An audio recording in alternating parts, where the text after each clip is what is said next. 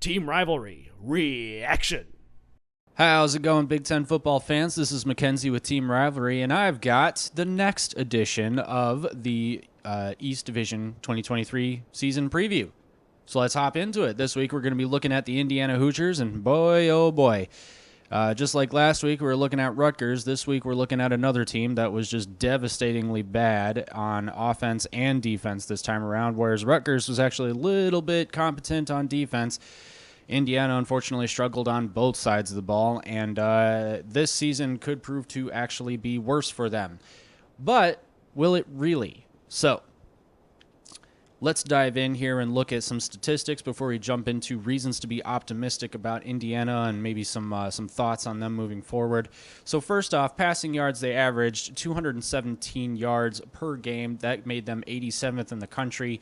They were 112th in rushing yards, 67th in points for, and 121st in points against. And now it's that points against number that I really want to highlight because you're probably going to be a little bit confused when you find out who Tom Allen, head coach of Indiana Hoosiers, brought in through the transfer portal. So we all remember that awesome 2020 season that Indiana had. It was abbreviated. We get it, but they gave Ohio State a run for their money. They made Justin Fields not look so hot during that game. He threw several interceptions. He also threw several bombs for touchdowns. So whatever, I guess it shakes out.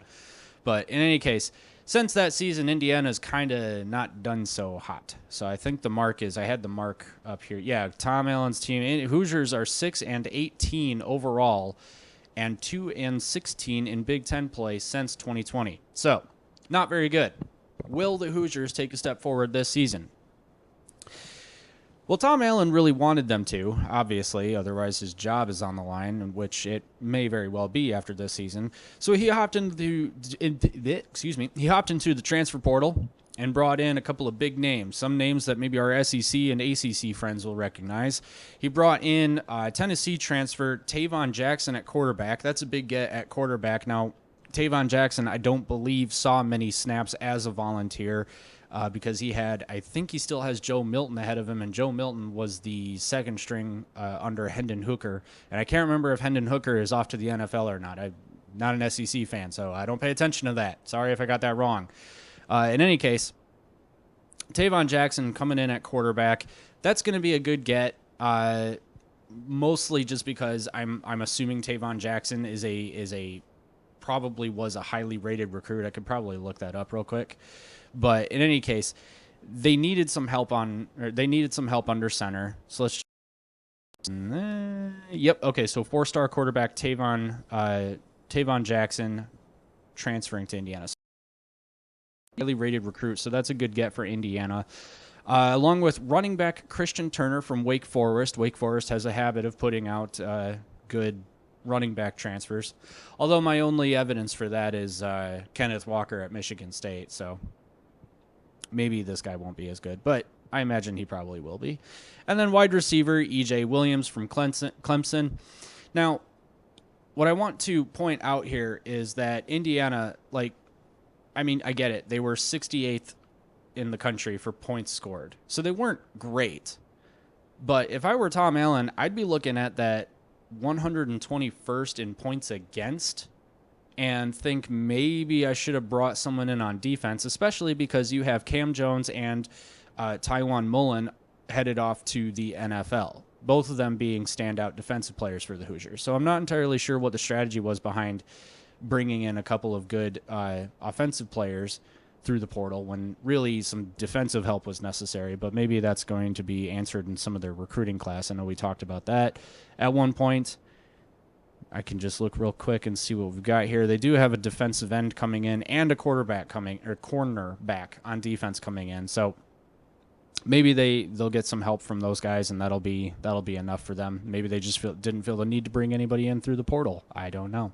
I'm not in Tom Allen's head. So with all of that being said, let's take a quick gander at the 2023 schedule. And you've got to be kidding me. Seriously?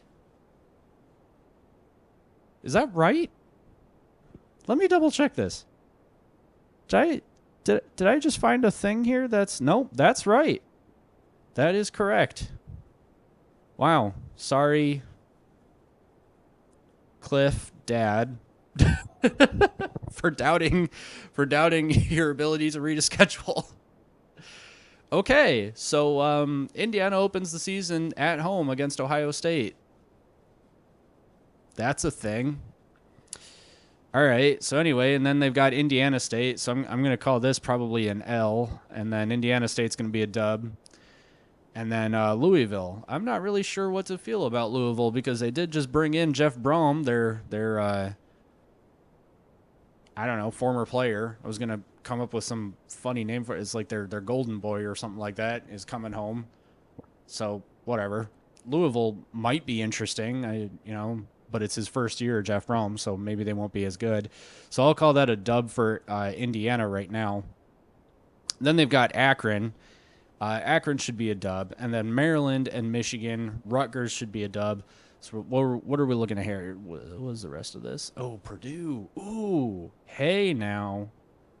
That's going to be an interesting game, provided the rest of these games are interesting. I don't know. If this game was played earlier in the season, I wonder how that might actually be a good game. Purdue versus Indiana.